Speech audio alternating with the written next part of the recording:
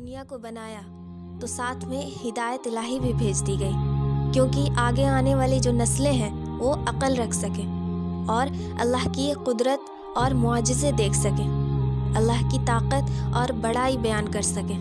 اللہ قرآن میں اپنی طاقت اور احسانات بتا کر اپنے بندوں سے پوچھتا ہے، تم اپنے رب کی کون کون سی نعمت کو جھٹلاؤ گے؟ ایسی بہت ساری چیزیں ہیں جو ہمارے لیے نعمت ہے وہ، لیکن ہم اس کا شکر ادا نہیں کرتے ہیں۔ سمندر کا بھی اللہ ذکر کرتا ہے جو مل کر بھی نہیں ملتا۔ اللہ نے 1400 سال پہلے ایکسپلین کیا۔ اللہ تعالیٰ فرماتے ہیں کہ اس نے 2 دریا جاری کر دیے جو ایک دوسرے سے مل جاتے ہیں، پھر فرماتا ہے ان دونوں میں ایک آڑ ہے۔ اسی طرح چائنا میں ایک پہاڑ ہے جس کو رینبو ماؤنٹین کے نام سے جانا جاتا ہے۔ اللہ نے 1400 سال پہلے اس کا ذکر کیا قرآن میں۔ فرمایا کہ کیا آپ نے اس بات پر نظر نہیں کی کہ اللہ تعالیٰ نے آسمان سے پانی اتارا، پھر ہم نے اس کے ذریعہ سے مختلف رنگوں کے پھل نکالے، پہاڑوں کے مختلف حصے میں سفید اور سرخ کے ان کی بھی رنگ مختلف ہیں اور بہت گہرے سیاہ ہیں۔ اللہ ایسی نشانی دکھاتا ہے تاکہ لوگ اس پر ایمان لائیں۔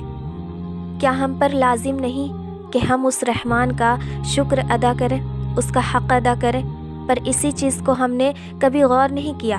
ہم نے دنیا کے کاموں سے فرصت ہی کہاں کہ اللہ کی رحمت، اللہ کی قدرت پر دھیان دے سکے، جان سکے۔ اللہ کی بہت ساری ایسی نشانیاں ہیں جسے کوئی جھٹلا نہیں سکتا۔ اسی طرح قوم سمود کی نشانیاں ہیں جسے اللہ نے ہمارے لیے عبرت بنا کر رکھا ہے۔ قوم سمود سب سے زیادہ اور سب سے بڑی طاقتور قوم تھی۔ ایسی قوم نہ پہلے پیدا کی گئی اور نہ بعد میں۔ یہ قوم پتھروں کے اندر مکان تراشا کرتے تھے۔ یہ لوگ بہت زیادہ طاقتور تھے۔ اسی طاقت نے انہیں سرکش اور مغرور بنا دیا تھا۔ پھر اللہ نے صالح علیہ السلام کو بھیجا اپنے عذاب سے ڈرانے کے لیے، لیکن وہ لوگ اپنے تکبر میں رہے اور انکار کیا۔ پھر اللہ نے ان پر عذاب بھیج دیا اور زلزلوں نے انہیں آ گھیرا اور وہ اپنے گھروں میں مردہ پڑے ہوئے ہیں۔ قوم سمود تو مٹ چکی ہے، لیکن ان کا جو تراشا ہوا گھر تھا وہ ابھی بھی عبرت کے طور پہ ہے۔ اگر آپ کو یہ ویڈیو پسند آئے تو اپنے سوشل میڈیا نیٹ ورکس پر لازمی شیئر کریں اور چینل کو سبسکرائب کر کے بیل آئیکن پر کلک کرنا نہ بھولیں۔ شکریہ۔